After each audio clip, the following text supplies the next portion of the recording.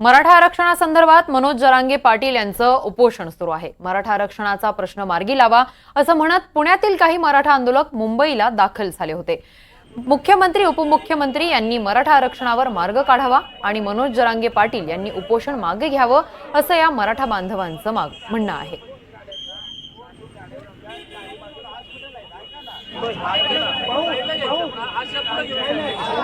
या संदर्भात अधिक माहिती घेऊयात आमच्या प्रतिनिधी जुई जाधव यांच्याकडून।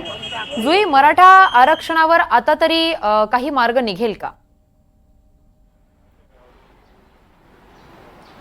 किरण, आपण पाहतोय की पुन्हा एकदा मनोज जरांगे पाटील हे आमरण उपोषणावर बसले आहे। गेल्या 4 दिवसांपासून मनोज जरांगे पाटील हे अंतरवाली सराटी इथे उपोषणाला बसले आहेत। मात्र त्यांची मागणी पूर्ण करण्यासाठी आणि मुख्यमंत्री एकनाथ शिंदे यांची वेळ मागण्यासाठी पुण्याहून काही मराठा आंदोलक मुंबईच्या दिशेने रवाना झाले होते। काल रात्री ते मुंबईमध्ये दाखल देखील झाले।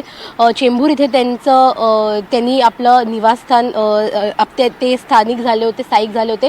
मात्र रात्री उशिरा मंत्री शंभूराज देसाई यांनी त्यांची भेट घेतली, समजूत काढली आणि आज मुख्यमंत्री एकनाथ शिंदे यांची ते भेट घेणार आहेत। अद्याप मुख्यमंत्री यांनी वेळ दिलेली नाहीये, मात्र शिष्टमंडळाचं नाव त्यांना मुख्यमंत्री सचिवालयापर्यंत पोहोचवायचं आहे आणि मग ते शिष्टमंडळ आज मुख्यमंत्री एकनाथ शिंदेची भेट घेणार आहेत। खरं तर जर आपण पाहिलं तर मग मुख्यमंत्री यांना स्मरण करण्यासाठी स्मरण यात्रा काढली गेली होती आणि मंत्रालयाला घेराव घालण्यासाठी हे सगळे पुण्याहून रवाना झाले होते। मात्र चेंबूर परिसरातच पोलिसांनी मोठा फौजफाटा लावला आणि या सगळ्यांना तिथेच अडवून ठेवलं, मंत्रालयापर्यंत पोहोचू दिलं नाही। आज काही ठराविक जे त्यांचे कार्यकर्ते आहेत, समन्वयक आहेत, त्यांची नावं ही मुख्यमंत्री सचिवालयात दिली जातील आणि त्यांना मुख्यमंत्री एकनाथ शिंदे यांना भेटण्याची वेळ दिली जाईल।